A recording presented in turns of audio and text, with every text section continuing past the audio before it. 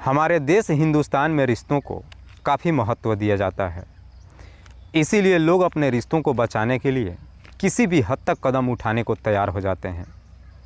आज की कहानी में भी सेम कुछ ऐसी होता है, जिसकी वजह से कई लोग हमेशा के लिए सलाखों के पीछे पहुंच जाते हैं। नमस्कार, आदाब, मैं हसमुद्दीन और आप देख रहे हैं सफ़र क्राइम तक। आज की जो सच्ची घटना मैं आपको सुनाने वाला हूं, दरअसल ये घटना है उत्तर प्रदेश की। उत्तर प्रदेश का एक ज़िला पड़ता है बस्ती, और इसी बस्ती का एक थाना पड़ता है कोतवाली। कोतवाली थाने के अंतर्गत एक इलाका आता है बड़े वन। बात कर रहा हूँ मैं 10 मार्च 2018 की सुबह। दरअसल बड़े वन के फ्लाईओवर के नीचे एक व्यक्ति का डेड बॉडी लोगों को बरामद होता है। लोग जब डेड बॉडी को देखते हैं तो सबको यही लगता है कि शायद उसकी एक्सीडेंट हुआ है। तभी उन्हीं में से एक व्यक्ति इस बात की जानकारी पुलिस को दे देता है। इधर पुलिस को जैसे ही सूचना मिलती है, पुलिस अपने टीम के साथ घटनास्थल पर पहुंचती है और सबसे पहले डेड बॉडी को चेक करती है। तो मालूम चलता है कि मरने वाले लड़के की उम्र लगभग 22 साल के आसपास है। पुलिस जब उस डेड बॉडी को चेक करते तो पुलिस को साफ अंदाज़ा लग जाता है कि उसकी एक्सीडेंट नहीं हुई है, बल्कि उसकी हत्या की गई है।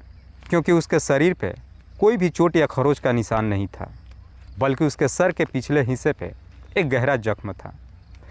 उसके डेड बॉडी को देख करके पुलिस ये भी अंदाज़ा लगाती है कि शायद उसकी हत्या उस जगह पे नहीं की गई है, बल्कि हत्या कहीं और की गई है और वहाँ पे लाकर उसके डेड बॉडी को ठिकाने लगाया गया है।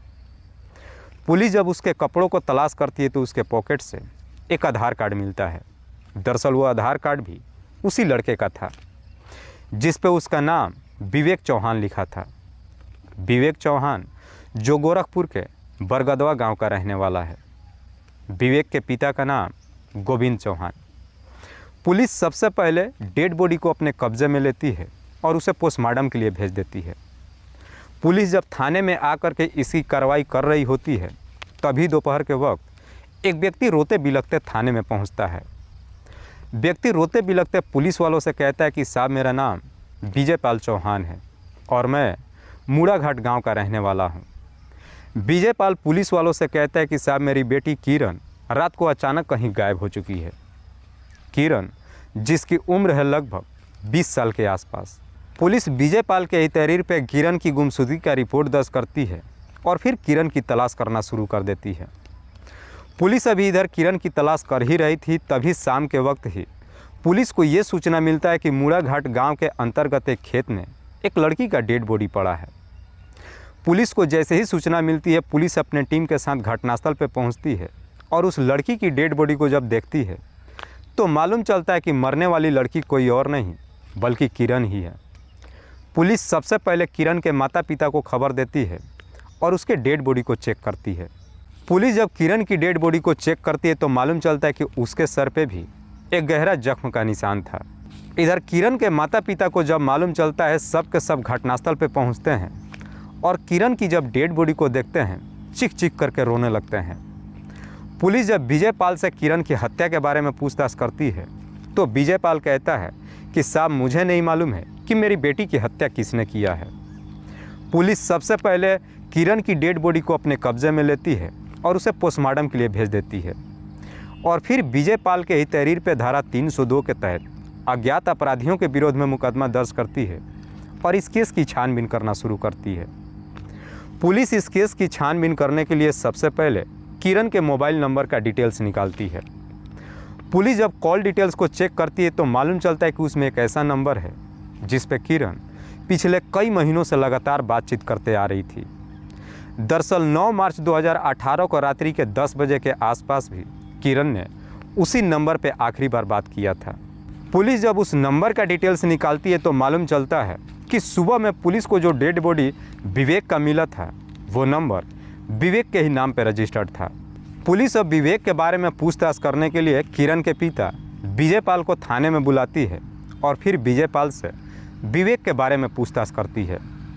तो विजय पाल कहता है कि साहब, मैं किसी विवेक को नहीं जानता हूँ।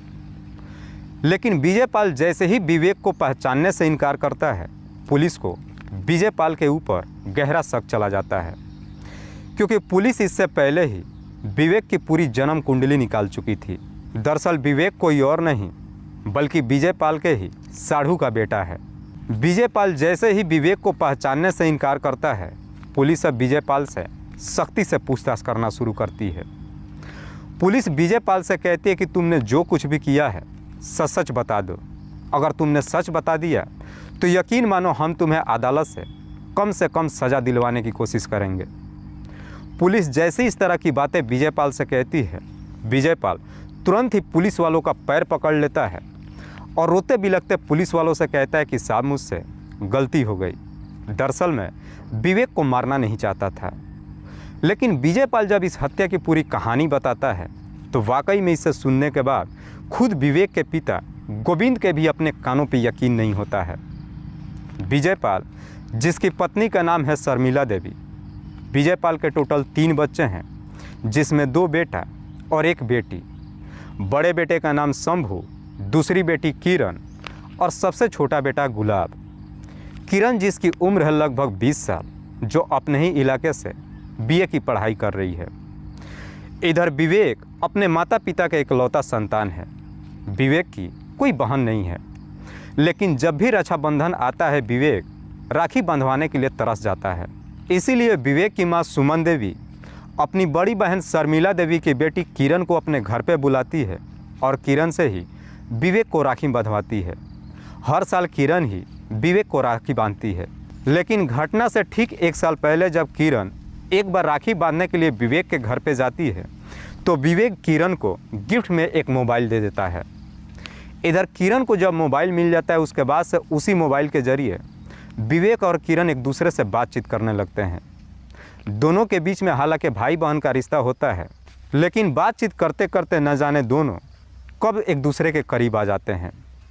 किरण और विवेक जैसे ही दोनों एक दूसरे के करीब आ जाते हैं, दोनों के बीच में प्रेम प्रसंग शुरू हो जाता है। लेकिन इस बात की जानकारी दोनों के घर परिवार वालों को मालूम नहीं चलता है। उसके बाद से विवेक अब किरण से मुलाकात करने के लिए अक्सर उसके घर पे ही जाना शुरू कर देता है। दोनों के प्यार का परवान जब चढ़ता है, विवेक और किरण शादी करने का फैसला कर लेते हैं। लेकिन जैसे ही कुछ महीने का समय गुजरता है, एक दिन इस बात की जानकारी किरण के पिता विजय पाल को मालूम चल जाता है। विजय पाल को जब मालूम चलता है कि उसकी बच्ची का विवेक के साथ में प्रेम प्रसंग ही नहीं चल रहा है बल्कि दोनों के बीच में संबंध भी बन चुका है, इस बात पे विजय पाल काफ़ी गुस्सा होता है। अपनी बच्ची को काफ़ी समझाने की कोशिश भी करता है, साथ ही साथ अपने साढ़ू गोविंद के नंबर पे फ़ोन करता है और उससे अपने बेटे को भी समझाने की बात कहता है।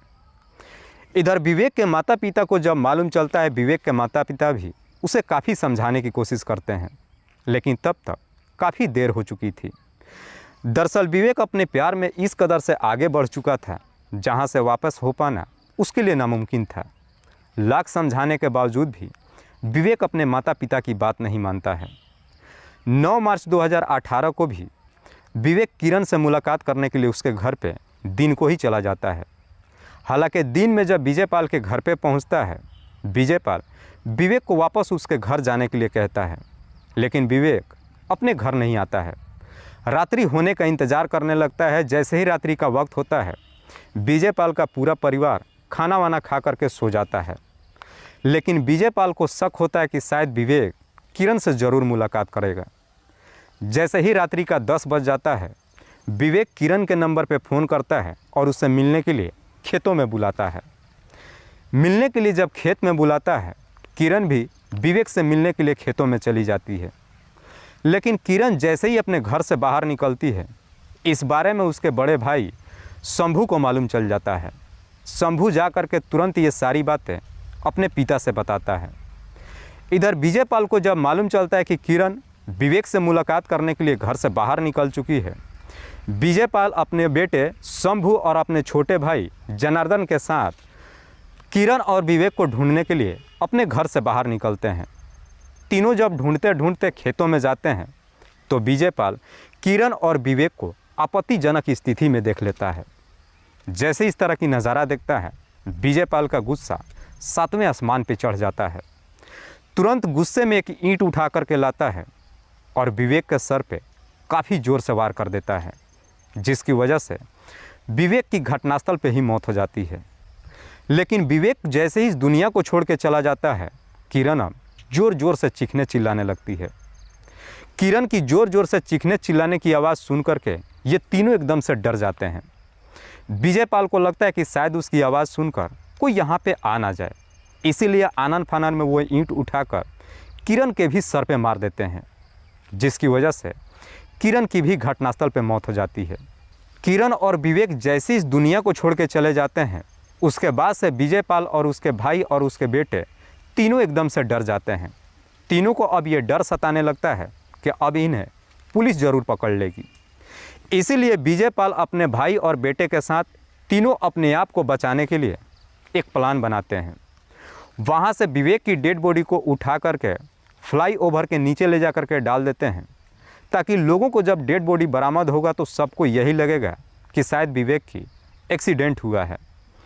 वहाँ से तीनों वापस अपने घर पे आते हैं और अगली सुबह विजयपाल रोते बिलखते थाने में जाता है और पुलिस वालों से कहता है कि साहब मेरी बेटी न जाने रात को अचानक कहाँ गायब हो चुकी है। वाकई में विजयपाल जब ये पूरी कहानी पुलिस वालों को बताता है, पुलिस विजयपाल के ही तहरीर पर उसके भाई जनार्दन और उसके बड़े बेटे शंभू, इन दोनों को भी अपने कस्टडी में लेकर आती है। फिलहाल पुलिस ने इन तीनों आरोपियों को अपने कस्टडी में लेकर इन तीनों पे गंभीर धाराओं में मुकदमा दर्ज करके जेल भेज दिया है। दोस्तों, इस घटना के बारे में आप क्या सोचते हैं? आप अपनी राय हमें कमेंट बॉक्स में ज़रूर दीजिएगा। तब तक के लिए जय हिंद, जय भारत।